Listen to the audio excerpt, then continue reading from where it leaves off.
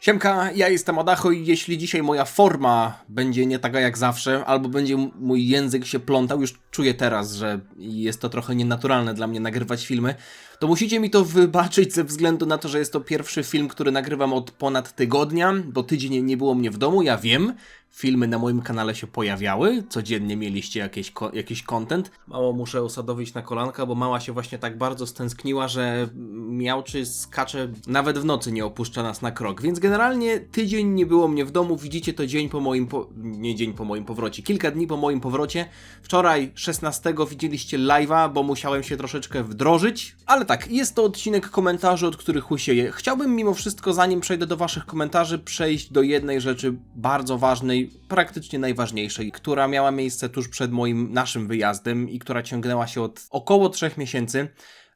Dyzia nie żyje, była chora, 5 czerwca niestety umarła. Tak się składa, że nie wiemy na 100% do końca co jej było, ale już jakiś czas temu dostaliśmy diagnozę, że jest to nowotwór. Ostatnio właśnie 5 czerwca w piątek miała operację, no to już była ostatnia szansa na to, żeby cokolwiek powiedzieć na temat tego, co się z nią dzieje, bo na początku, gdzieś tam w okolicy marca właśnie zaczęły się pojawiać jakieś pierwsze oznaki. Na początku myśleliśmy, że może to być jakieś ostre zapalenie trzustki, ale potem się okazało na USG, na jednym, drugim, trzecim bardzo dużo z nią jeździliśmy, Marcia bardzo dużo z nią jeździła, ja musiałem w międzyczasie cały czas nagrywać, żebyście mieli co oglądać i żebyśmy mieli za co opłacić czynsz. No, coraz gorsze zmiany się pojawiały. Były duże przesłanki do tego, że to są zmiany nowotworowe. Mimo wszystko dalej leczyliśmy Dyzię, mieliśmy nadzieję, że ona z tego wyjdzie. Zachowywała się bardzo dobrze i to było w tym wszystkim najdziwniejsze, że nic nie wskazywało na to, że to jest nowotwór. Zwłaszcza biorąc pod uwagę, że te wszystkie rzeczy, które kot na co dzień wykonuje, jak jest zdrowy, w sensie myje się, miauczy, ma apetyt, nie wymiotuje, kupę ma dobrą i tak dalej, to wszystko było. Ewentualnie z czasem potem zaczynała być nieco bardziej ospała, ale to też ze względu na bardzo mocne leki, które przyjmowała. Więc generalnie Dyzia była leczona, no ale za dużych efektów te leki nie dawały. Nie wiadomo jakby było bez nich i po drodze naprawdę dużo się działo i nie chcę wam tutaj suszyć głowy tą całą historią, bo to jest coś, co powiedzmy przeżyliśmy sami i no mimo wszystko finał tej historii był bardzo smutny. Teraz oczywiście jestem w stanie o tym mówić w taki sposób, że się nie rozklejam, czy nie łamie mi się głos, no ale no musieliśmy się zdecydować na operację, żeby Dyzię otworzyć i zobaczyć jak to wygląda w środku.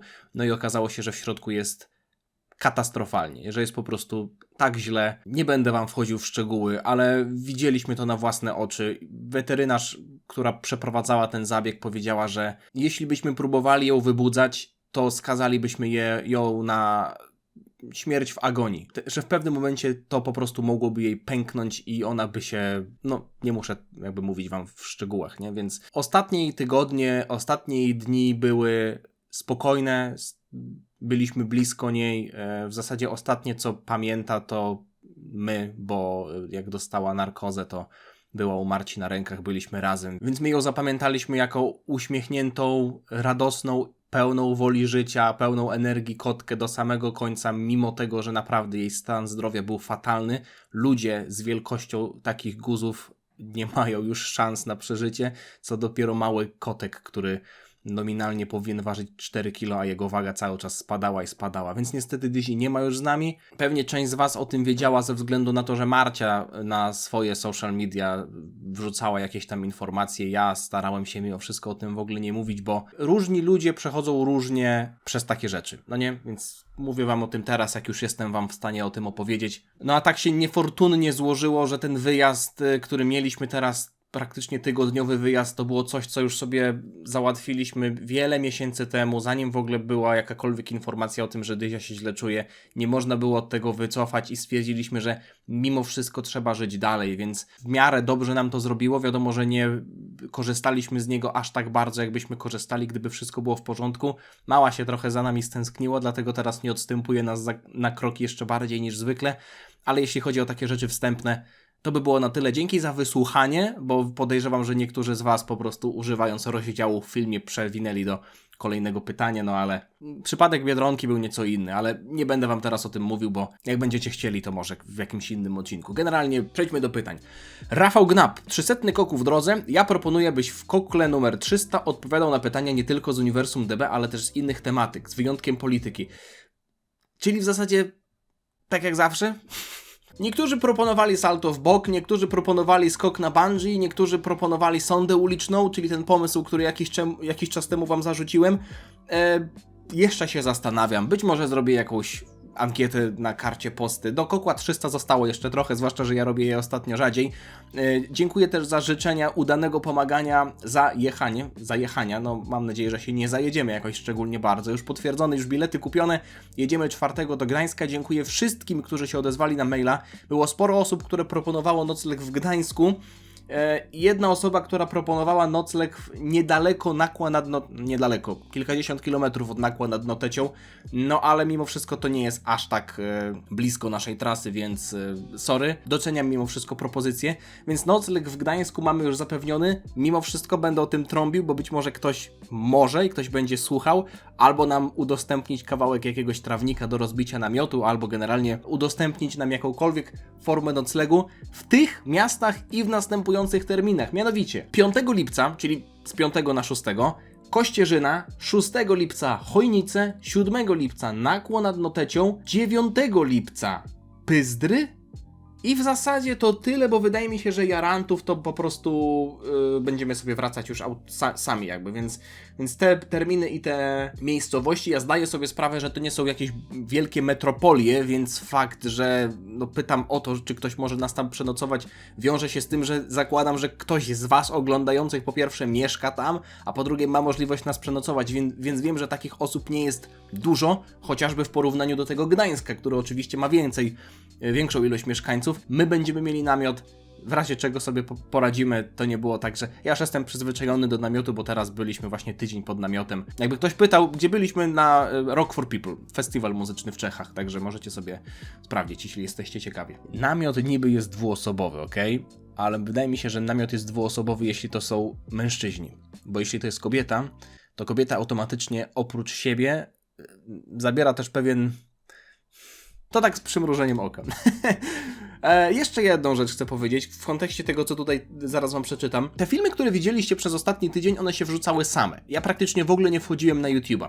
Ale pewnego dnia, właśnie tam parę dni temu, odezwał się do mnie Maciek z kanału Over 9000, mój kolega dobry i ziomek.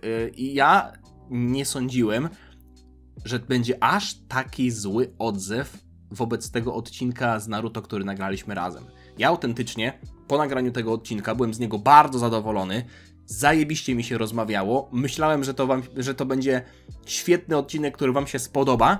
I nawet tu nie chodzi o to, że bardzo dużo osób w komentarzach się odpaliło i się nie zgadzało z tym, co mówił Maciek, albo na przykład się nie zgadzali z tym, że mówi o jakiejś sadze, albo o tym, że ja przestanę oglądać Shippudena, bla bla bla. Sporo osób po prostu go obrażało w wulgarny, ordynarny i nieakceptowalny sposób i jest mi z tego powodu bardzo przykro. Naprawdę. Ja nie potrzebuję, żebyście bronili mnie i mówili, że on nie powinien spoilerować, że on nie powinien mi mówić, że ja dropnę Shippudena, nie powinien mi mówić tego i tamtego. Gdybym ja miał z tym problem, to bym mu to powiedział w trakcie rozmowy, albo bym w ogóle nie wrzucał tego odcinka.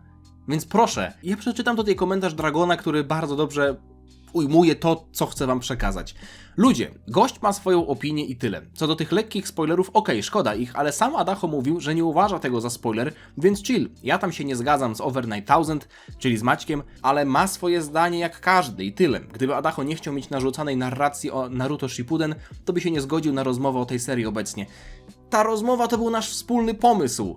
Ja jakby celowo chciałem w ten sposób przeprowadzić tę rozmowę, więc w ogóle się nie powinniście czepiać tego, że albo coś zaspoilerował że nie musicie mnie bronić, bo dla mnie to nie był żaden problem. Szczerze, ja nie pamiętam 90% rzeczy, które padły w tamtej rozmowie, bo te rozmowy to są takie, jakbyście rozmawiali z ziomkiem sobie przez telefon na temat jakiegoś anime, a potem nie pamiętacie, co tam dokładnie było. To nie jest tak, że ja tę rozmowę analizowałem i potem myślałem, okej, zepsuł mi oglądanie, więc ja to jeszcze potem powtórzę w odcinku z Naruto, bo niedługo będzie odcinek z Naruto o pierwszej sadze z Shippudena, o tym ratowaniu Kazekage. Nie mówię o wszystkich, ale niektórzy z was przesadzili i nie mówię tutaj o tym, że się nie podobała wam jego opinia, bo do tego macie prawo, ale niektórzy naprawdę pisali tak obrzydliwe komentarze, że Jestem zawiedziony. Jestem po prostu zawiedziony. Maciej Balicki, pytanie do Koku.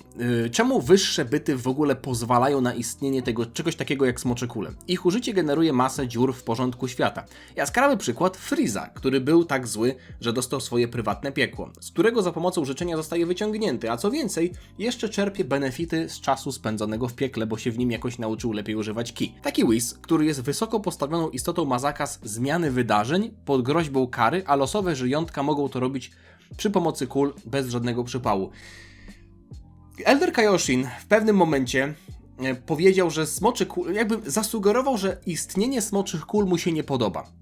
Najstarszy Kaioshin, ten sprzed 15 pokoleń, powiedział, że kiedyś tam Nameczanom zwrócił uwagę, żeby używali tych smoczych kul tylko na swojej planecie. No bo przecież oryginalnie, co też mówił Muri w sadze, to było w sadze Granoli, z tego co pamiętam. No tak, bo wtedy mieliśmy ten wątek ilości smoczych kul w zestawie na planecie Serial są tylko 2 i są małe. Muri mówił, że smocze kule oryginalnie były stworzone jako nagrody dla zasłużonych Nameczan. Głównie dla wojowników, którzy się jakoś tam przysłużyli albo obronie Namek, albo generalnie byli bohaterami w jakimś tego słowa znaczeniu.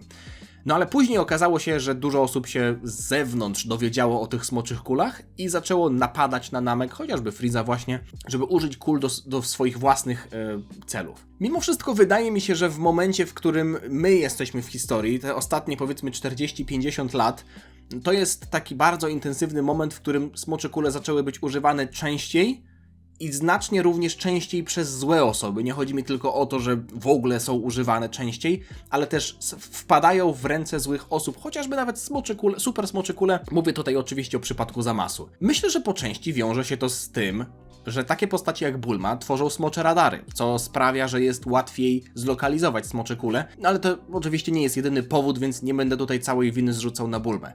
Ja bym mimo wszystko poszedł o krok dalej i spróbował dopisać do tego jakąś teorię. Mianowicie, jeśli mamy niby śmiertelną rasę, czyli Nameczan, teoretycznie nie różniących się od takich Ziemian, Saiyan, Cerealian, Cufulian czy kogokolwiek innego w siódmym wszechświecie, to dlaczego oni mogą stworzyć coś, co wpływa bezpośrednio na zasady funkcjonowania całego multiversum i dlaczego żadne bóstwa nie są w stanie się temu przeciwstawić? Dlaczego mało tego? Ktoś taki jak Zeno, Daishinkan, proponuje użycie super smoczych kul jako nagrodę w turnieju mocy. A jeśli super smocze kule są faktycznie w stanie zrobić wszystko, no to taki Daishinkan czy Zeno muszą chociaż brać pod uwagę to, że zwycięzca takiego turnieju będzie chciał na przykład ich obalić. Obalić Zeno, obalić Daishinkana, stać się królem wszechrzeczy. Więc dlaczego oni na to zezwalają? Myślę, że właśnie ze względu na pochodzenie smoczych kul, czyli Zalamę. Zalama jest postacią jeszcze nie napisaną. Wiemy tylko tyle, że jest smoczym bogiem, tak został nazwany, że stworzył smocze kule, no i w Dragon Ballu Super padło to, że te mniejsze smocze kule to są odłamki tych dużych smoczych kul. Jest sporo wersji tego, jak smocze kule powstawały. Może nie sporo, ale na pewno to nie jest jedyna. Wiadomo dlaczego, bo po prostu ta wersja pojawiła się już później w historii, w Dragon Ballu Super dopiero. Ale generalnie to postać Zalamy mogłaby być kluczem i tacy chociażby Kaioshinowie mogliby tylko narzekać na to, że smocze kule są w stanie zrobić takie rzeczy i są w stanie zaburzyć ten naturalny balans, o którym mówił chociażby Kaioshin w Majin Buu Sadze. Dlaczego one są używane w kontekście innych planet, że to po prostu wprowadza chaos. Nie mogą nic z tym zrobić, bo stworzycielem smoczych kul jest ktoś wyżej.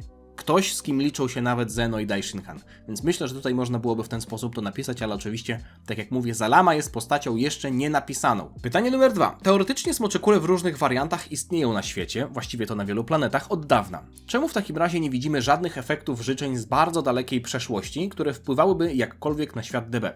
Najstarsze życzenie, o jakim wiemy, to prośba Bardoka i tyle. Żadnych wielkich wydarzeń z przeszłości, które miałyby miejsce z powodu wypowiedzenia życzenia. Żadnych nieśmiertelnych postaci, które przez głupie życzenie muszą się przez wieczność błąkać samotnie po planecie. Nic, zero, nul. Nie wiemy tego. No, możemy powiedzieć, że nigdy nie widzieliśmy jakiejś stricte nieśmiertelnej postaci, która nie wiadomo dlaczego jest nieśmiertelna i potem by wyszło, że jakieś życzenie sprawiło, że jest nieśmiertelna. Ale kto wie, może taka postać jest. No, świat Dragon Balla jest szeroki i długi i my nie widzieliśmy go w całości. Poza tym spójrz chociażby właśnie na to życzenie Bardoka. Moim zdaniem to jest kontrowersyjne, ale to pasuje do obecnych wydarzeń, bo czytając pierwszego Dragon Balla i widząc sytuacje, w których Goku prawie umierał, czyli Dodonpa Tao Pai Paia, ochroniła go wtedy Smocza Kula, i inne sytuacje, w których był blisko śmierci, ale jednak nie umierał, dopiero jego pierwsza śmierć to był moment właśnie w walce z Radicem, kiedy już obaj byli dorośli, więc to życzenie Bardoka się spełniło, obaj rozkwitli, no to pasuje. Wiadomo, że w jakiś sposób to retkonuje historię Goku, bo wtedy moglibyśmy powiedzieć, że jednak nie miał farta, jednak nie miał skilla, tylko po prostu chroniło go życzenie. Ale kto wie, może jest jakaś postać, którą oglądamy od dawna, która też jest pod wpływem jakiegoś życzenia. Może na przykład Vegeta też jest pod wpływem jakiegoś życzenia, albo Broly, albo ktokolwiek inny. Może jacyś ziemianie są pod wpływem życzenia, tylko że my się dopiero o tym dowiemy za jakiś czas, tak jak to było właśnie w przypadku Bardoka. To jest kwestia tego, żeby spojrzeć na historię Dragon Balla, znaleźć jakąś lukę, albo miejsce do tego, żeby wpisać coś, jakiś retcon, można byłoby to nazwać retconem, chociaż tutaj nie byłoby właśnie nadpisania, tylko dodania małego elementu, który potem można byłoby wytłumaczyć. Nie jestem w stanie chyba tak na bieżąco, na gorąco wymyślić takiej rzeczy, ale zmierzam do tego, że my dowiadujemy się tylko o takich rzeczach, które widzieliśmy, a nie wiadomo jak dużo jest takich życzeń, które trwają, które oglądamy, których wyniki oglądamy, ale po prostu nie wiemy, że to zostało gdzieś tam sobie zażyczone w przeszłości.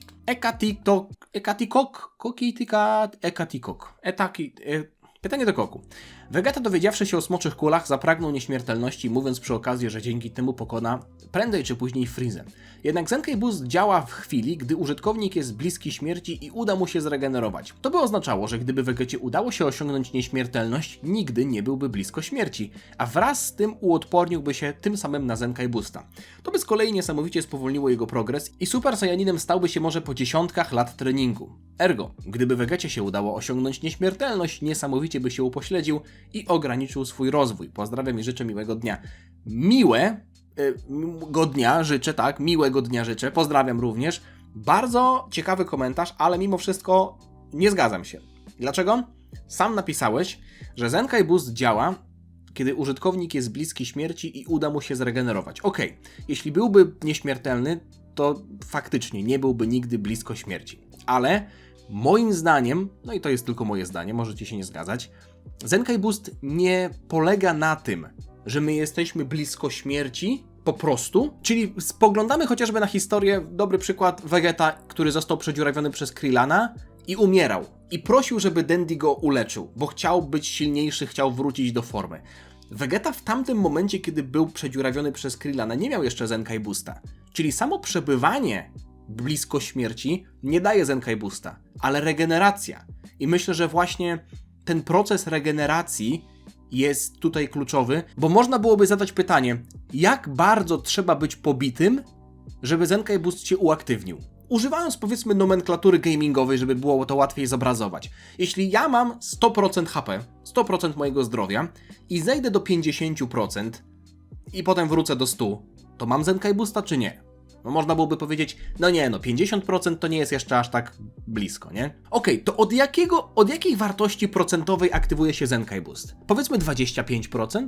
Czy jeśli szedłbym do 26% i byłbym stosunkowo blisko śmierci, wrócił do 100%, to nie miałbym Zenkai Boosta, ale gdybym szedł o procent mniej, do 25%, to już miałbym Zenkai Boosta, potężnego, takiego jak miał na przykład Goku czy Vegeta na Namek? No to trochę nie ma sensu, w sensie nie wygląda to w miarę logicznie, że jestem pobity, ale nie mogę mieć Zenkai Boosta, ale na przykład przeciwnik uderzy mnie jeszcze raz w twarz i zada mi nieco większe obrażenia i wtedy już Zenkai Boost działa. Moim zdaniem działa to w taki sposób, że Zenkai Boost działa zawsze, kiedy się regenerujemy. Nawet, to jest kontrowersyjne, ale taki mój headcanon, że nawet jeśli mielibyśmy zejść do 80% zdrowia i potem wrócić do 100%, to nadal Zenkai Boost się aktywuje, tylko że on jest taki. Powiedzmy, że ta ilość mocy zyskiwanej przy Zenkai Boostie rośnie wykładniczo, czyli naprawdę blisko tego poziomu 0% albo 1% HP, wtedy są największe zyski, ale to nie jest tak, że jest jakaś magiczna bariera, która sprawia, że powyżej nie ma Zenkai Boosta, a poniżej już jest Zenkai Boost. I właśnie tutaj nawiązuję do tego, że ta regeneracja to jest coś, co jest w tym wszystkim kluczowe, bo jak ktoś jest nieśmiertelny, to nie może zejść poniżej poziomu 1% HP i na tym 1% się HP zatrzymuje, ale to nie oznacza, że nie przyjmuje obrażeń. że się nie może zregenerować. Życzenie polega na tym, że on nie może zejść do 0% HP, a nie, że zawsze jest na 100% HP. Dlatego myślę, że Zenkai Boost i tak by działał.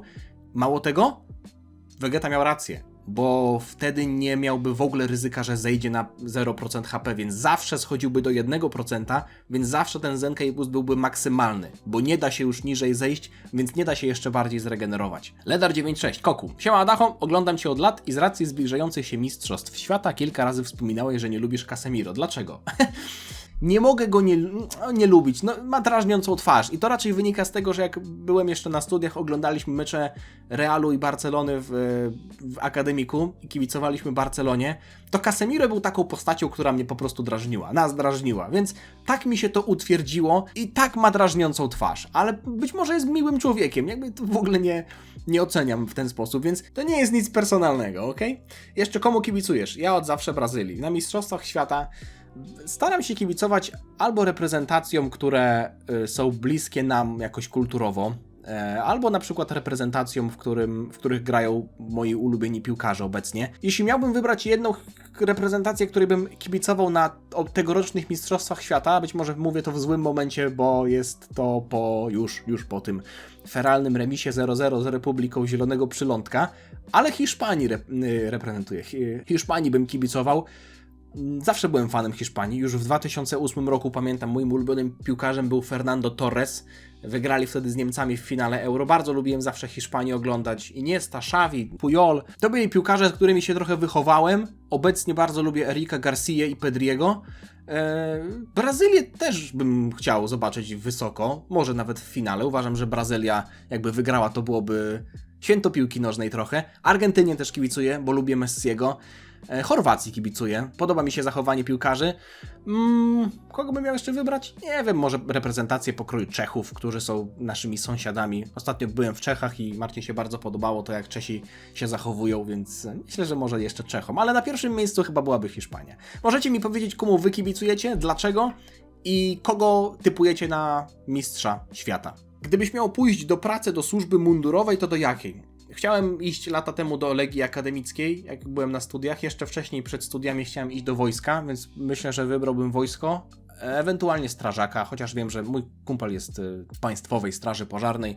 Bardzo dużo miał testów wszelakich i jest w porządku gościem. To jest też respektowalny zawód, nie jest łatwo się dostać, ale może do OSP bym poszedł, nie? Chociaż nie wiem, czy można to nazwać służbą mundurową, no bo to jest ochotnicza straż. Ale generalnie jest strażak albo wojsko. Nie pytanie, ale mam nadzieję, że w życiu się wszystko układa. Pozdro byku. Dziękuję Ledar, no oprócz sytuacji z Dyzią, no to wydaje mi się, że wszystko się układa. Bane Joker, witam serdecznie Koku. Ostatnio wpadłem na pomysł nowej sagi w Dragon Ballu Super. Mianowicie, pewnego dnia w Pałacu Zeno, gdzieś w bibliotece, Daishinkan przeglądając jakieś stare zwoje znajduje ten, gdzie spisane są najstarsze i najważniejsze zasady wszystkich wszechświatów. Jedna z nich, która jest tam zapisana, to taka, że nigdy nie może być więcej niż jeden król wszystkiego w żadnym przypadku.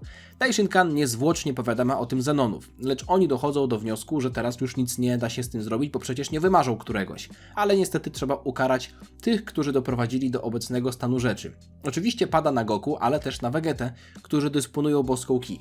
Zeno postanawiają odebrać im tę moc, dochodząc do wniosku, że żaden śmiertelnik nie powinien jej posiadać. I tu zaczyna się saga, w której rozwijane są stare formy. Dość pogmatwane tylko po to, żeby dojść do tego pomysłu, o którym już trąbię kilka lat. Czyli żeby był przeciwnik, który blokuje boską Ki. Czyli saga, gdzie nie mamy boskich form, bo można byłoby poużywać tych poprzednich.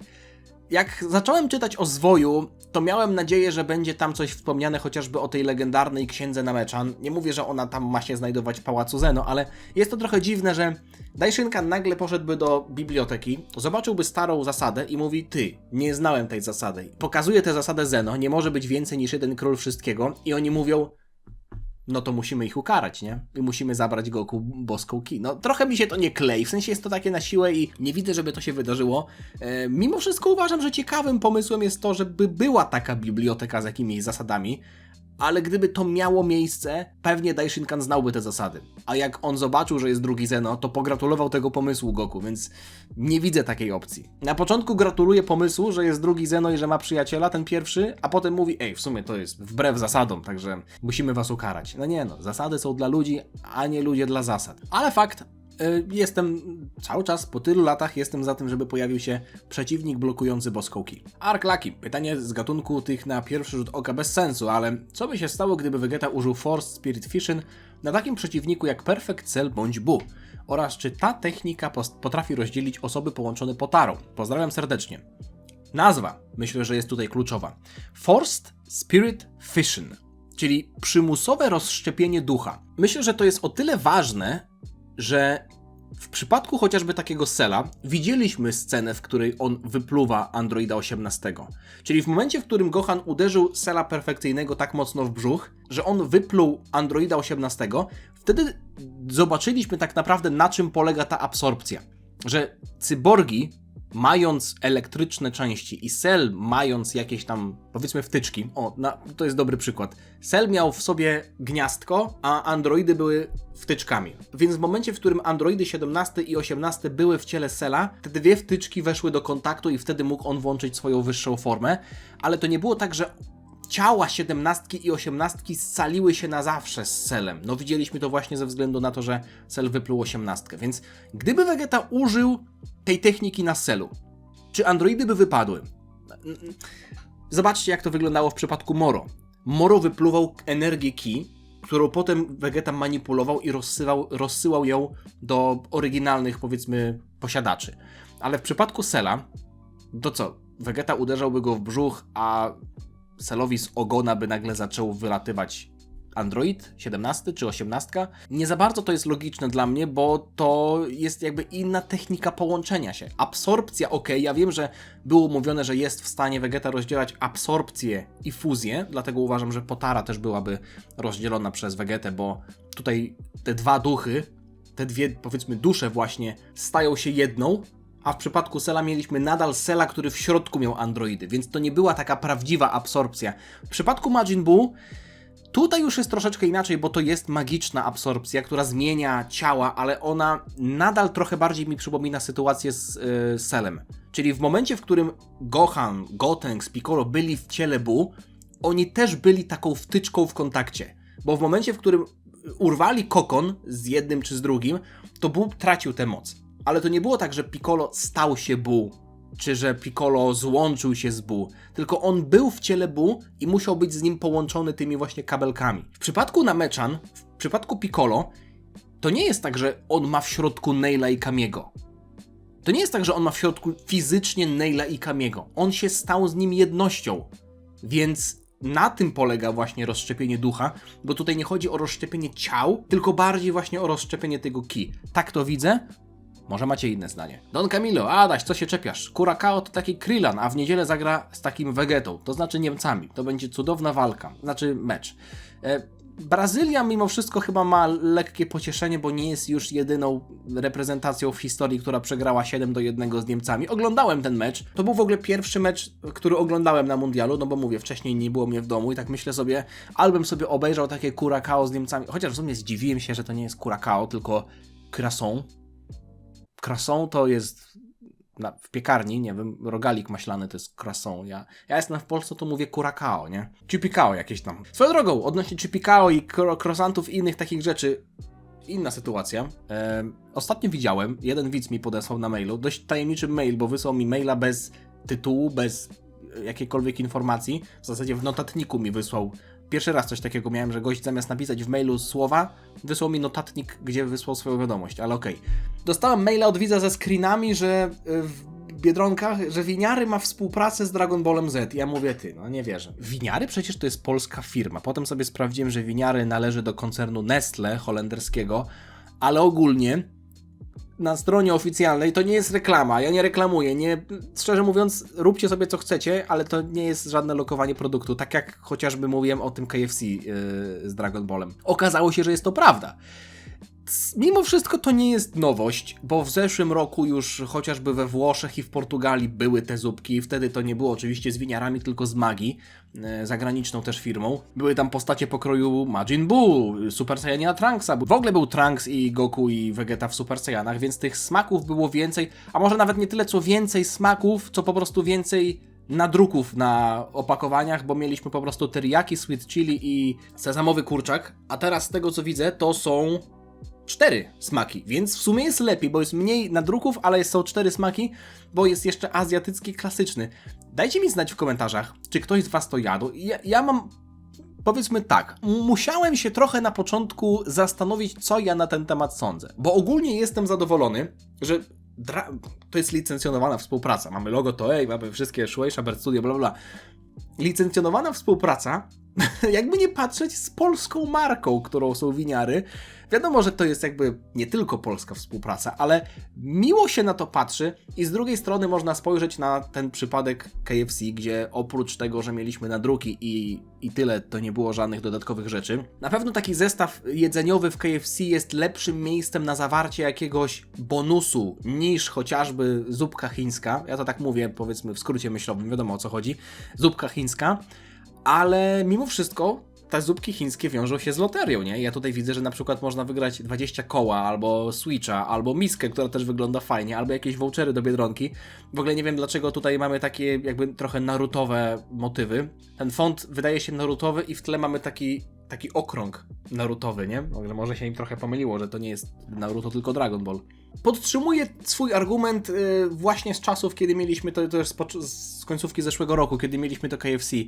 Jestem za tym, żeby takich współprac było jak najwięcej. Mimo wszystko uważam, że byłoby dobrze, gdyby było widać, że oni chcą nie tyle co po prostu sprzedawać więcej zwykłego produktu, nalepiając na niego twarz Goku czy twarz jakichś innych postaci, tylko żeby to było robione z większym sercem.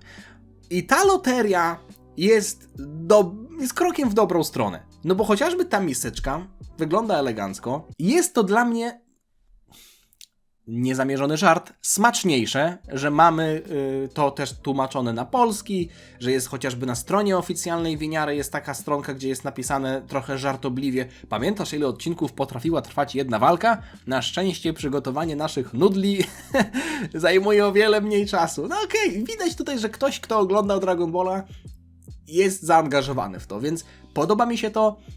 Chciałbym tego więcej, być może nawet jak pójdę do Biedronki i zobaczę, że jest coś takiego, to sobie kupię, ale nadal jakby jest to słabe, myślę, że dla kolekcjonerów, no bo kto będzie po czymś takim trzymał pudełko? Chociaż może ktoś będzie trzymał pudełko, ale to nadal jest zwykłe pudełko z kartonem, no to nie jest aż takie chyba ważne dla kolekcjonera, chociaż ja tam się za innych nie będę wypowiadał. Generalnie ciekawa sprawa, jestem ciekaw, czy ktoś z was już to widział, bo widziałem, że to nie jest wszędzie, nie we wszystkich sklepach, ale jak sobie pójdę, to będę wyczulony na to, żeby tego poszukać. I Mokaczka, mam pytanie, czy będą jakieś licytacje figurek z Dragon Balla? Czy ty lub ktoś inny dałby na licytację jakąś figurkę z DB, bo od jakiegoś czasu myślę o zakupie swojej pierwszej, a chciałbym jednocześnie pomóc tym komuś. Z góry dzięki za odpowiedź. Tak, na moim kanale za pośrednictwem wspaniałego Max Playera o wielkim sercu, który w zeszłym roku zapewnił nam sporo figurek do licytacji. W tym roku również odbędą się licytacje charytatywne, oczywiście w związku z 8. edycją akcji Pomaganie za jechanie. W tym roku jedziemy dla Basi. Ja oczywiście cały czas zachęcam was do tego, żebyście śledzili fanpage. Michał go prowadzi. My już niedługo wyruszamy w trasę, więc będziemy zbierać pieniądze dla Basi. Jest już uzbierane kilkadziesiąt, z tego co pamiętam ponad 60 000, także myśmy jeszcze nie wyruszyli, a już jest ponad połowa celu uzbierana, więc świetnie.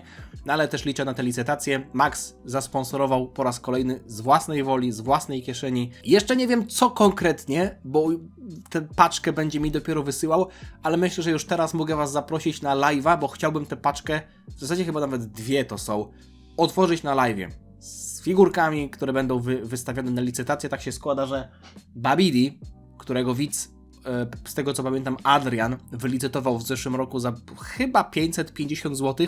Adrian powiedział, żeby go zostawić i wystawić go na licytację w tym roku jeszcze raz, także to wszystko, co Max Player wyśle, plus jeszcze Babidi. Chyba że naprawdę tych figurek będzie bardzo dużo, to może bym zrobił tak, zresztą zobaczymy. Nie będę mówił teraz, co planuję, bo nie wiem jeszcze z czym przyjdzie mi się mierzyć. Jamino Kuma, cześć Adaśko, mam pytanko. Która z kanonicznych sag w Dragon Ballu, którą można byłoby usunąć i fabuła by na tym nie straciła? No pierwsza taka myśl to Resurrection of F, ze względu na to, że to jest w zasadzie saga, w której jedyne co dostaliśmy to Golden Freeze i Blue formę, ale równie dobrze, nawet nie równie dobrze, lepiej moim zdaniem byłoby, gdyby Goku Blue odpalił na turnieju szampy. Nie mówię, że to jest idealny scenariusz, ale lepiej byłoby, gdyby to Blue pojawiło się na turnieju szampy, a Golden Freeza, gdyby Freeza na przykład przed turniejem mocy został wskrzeszony i nie miał formy Golden, ale potem przed turniejem mocy wszedłby jeszcze do komnaty ducha i czasu, to można byłoby w ten sposób lepiej wytłumaczyć to, że osiągnął formę Golden w rok w komnacie ducha i czasu i wtedy można byłoby wprowadzić to, że miał wielki potencjał, nigdy nie trenował, pierwszy raz w życiu potrenował i ma formę Golden, niż to, że on wisiał sobie w piekle, to co jeden widz właśnie tutaj dzisiaj mówił i po prostu wzmocnił tę formę Golden poprzez lepszą kontrolę ki. Więc myślę, że Resurrection of F, szczerze, nawet taki 21 ten Keiichi Budokai, jeśli chodzi o sam turniej, no to on za wiele nie wniósł, ale wiadomo, że wiązał się też z treningiem i też z jakimś tam podejściem Goku i Krillana, którzy wiedzieli, że muszą dalej trenować. No ale mówię, to turniej mocy. Turniej mocy. No bo tak naprawdę, jeśli mielibyśmy zobaczyć na to, co turniej mocy wprowadził, inne wszechświaty, ale obecnie to jest nieważne, w sensie były, zniknęły i to tyle. Ultra Instinct, mógłby się pojawić w następnej sadze. Blue Evolution, tak samo. Co tam jeszcze było? Co ta saga wprowadziła fabularnie? Trudno jest mi teraz z czapy wymyślić. Turniej mocy mógłby zostać usunięty i Ultra Instinct mógłby się pojawić dopiero później. Arek Jakub, pytanie do Koku. Czy twoim zdaniem technika Solar Flare czyli Taioken, jest stosunkowo niewinna, jak na ataki stosowane przez ucznia Szkoły Żurawia? Nie mówię, że była niegroźna, wręcz przeciwnie, to bodaj najskuteczniejszy atak w całym Dragon Ballu, ale w porównaniu z taką Dodonpą, czy Kikoho, które było zabójcze zarówno dla celu, jak i użytkownika, samo tymczasowe oślepienie wydaje się dość niegroźne, chociaż z drugiej strony latanie też nie miało dodatkowych efektów. Moim zdaniem Szkoła Żurawia jest bardzo niedoceniana pod kątem tego, jakie techniki wprowadziła do historii, bo jeśli spojrzymy sobie na Szkołę Żółwia, Roshi opracował Kamehameha w 50 lat. Mafuba to jest coś, co opracował Mutaito, więc zanim Szkoła Żółwia powstała, to Mutaito już znał Mafubę. Co jeszcze? Bankoku Bikurishou Roshi potrafi. Nie wiemy, czy Mutaito to potrafił, nie wiemy skąd Roshi to zna, ale Roshi pokazał to jako pierwszy, więc powiedzmy, że mamy technikę Roshiego. Hipnoza, pijaną pięść. Jest kilka technik, ale to są techniki raczej typowo bitewne, zadające obrażenia. No, Bankoku Bikurishou jest w stanie przytrzymać przeciwnika w jednym miejscu, ale widzieliśmy na turnieju mocy, że Roshi z Tenshinhanem robił kombinację, bo Roshi przytrzymywał gościa w powietrzu, a Tenshinhan go wypychał Kikohą. Czyli Roshi nie mógł go przenieść poza arenę, więc to też jest taka trochę wybrakowana technika. Podczas kiedy w przypadku technik Żurawia, a Żuraw i uczniowie Żurawia nie dostali jakoś szczególnie bardzo dużo czasu w porównaniu do Szkoły Żółwia, bo tam pojawili się w okolicach właśnie 22 Tenkaichi Budokai, no to tak, boom, latanie, Taioken, Kikoho, który jest w stanie przytrzymywać silniejszych przeciwników. Też coś typowego, takiego bardzo klasycznego jak Dodonpa. Chociaż Dodonpę można byłoby też przypisać Tao Pai Pai'owi, ale Szkoła Żurawia... Pozdrawiam Tao Pai Pai'a. Krzysztof Propier, pytanie do Koku. Pytanie nie na temat DB, a raczej YouTube'a. Co jeśli mając dwa konta na YouTubie, pierwszym kontem wspierałbym drugie konto? To czy bym na tym zarabiał, czy tracił? Pozdrawiam. Nie znalazłeś niestety glitcha w życiu na nieskończoną ilość pieniędzy, bo YouTube pobiera prowizję, więc z każdym kolejnym wsparciem traciłbyś tak naprawdę pieniądze, chyba że masz na przykład dwa jakieś wewnętrzne alter ego. To jedno by zyskiwało co miesiąc 5 zł, a drugie by traciło. To jest tak, jakbyś z jednej szklanki przelewał co miesiąc do drugiej, tylko że za każdym razem trochę by ci się ulewało. Chyba nie polecam takich rozwiązań, chyba nie polecam. Booster, pytanie do Koku. Witam. Teoria. Test na Boga Zniszczenia. Podczas sagi turnieju mocy 8 bogów zniszczenia musiało stworzyć drużyny składające się z 10 wojowników, ale żaden z 80 wojowników turnieju nie był przedstawicielem rasy danego Boga Zniszczenia, co mnie dziwi, patrząc, że niektórzy z nich, na przykład ze Wszechświata IV, byli na bardzo niskim poziomie, a skoro z jakiejś rasy wybrano Boga, to taka rasa musi mieć jakiś potencjał. Moja teoria polega na tym, że po treningu na Boga Zniszczenia dany kandydat, by pokazać, że się do tej roboty nadaje, musi przejść test, którym jest unicestwienie rasy, z której pochodzi. Nadałoby to trochę mroku i charakteru do świata DB, chociaż te teorie może przekreślać to, że Beerus i Champa są braćmi. Bardzo fajna teoria. Niekoniecznie Beerus i Champa, to, że są braćmi, musi to przekreślać, bo można byłoby powiedzieć, że oni się stali bogami zniszczenia jednocześnie i nie musieli się nawzajem wybijać, tylko na przykład musieli razem zniszczyć swoją rodzinną planetę.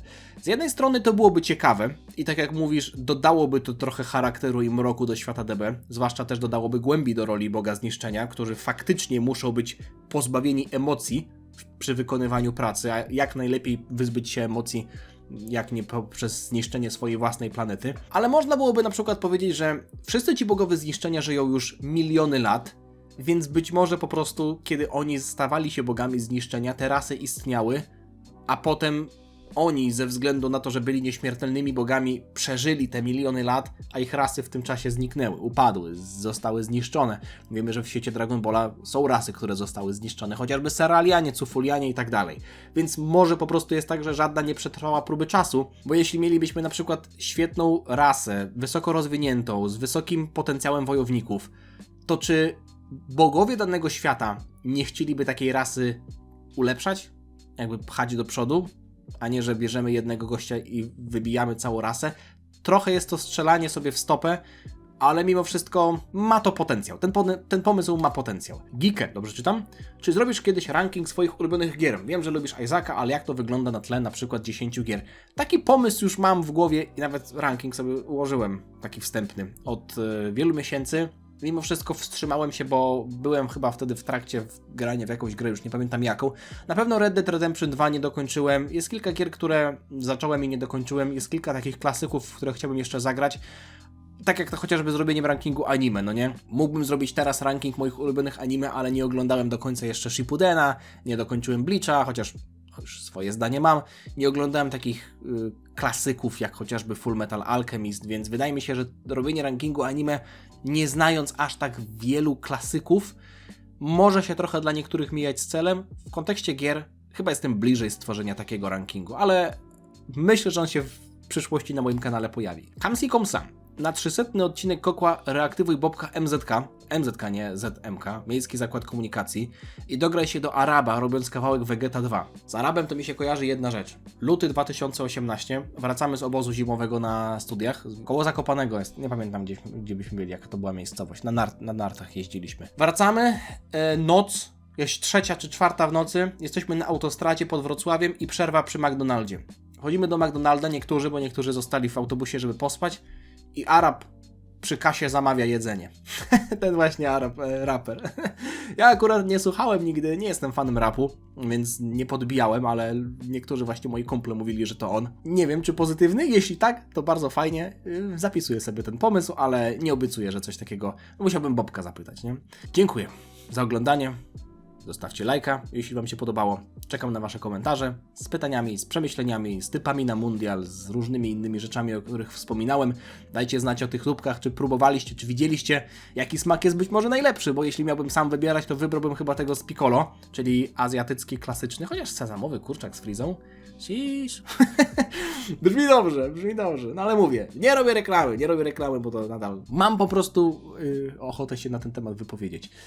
Dziękuję Wam za oglądanie jeszcze raz. Miłego dnia Wam życzę. Trzymajcie się. Na razie. Cześć. Dziana.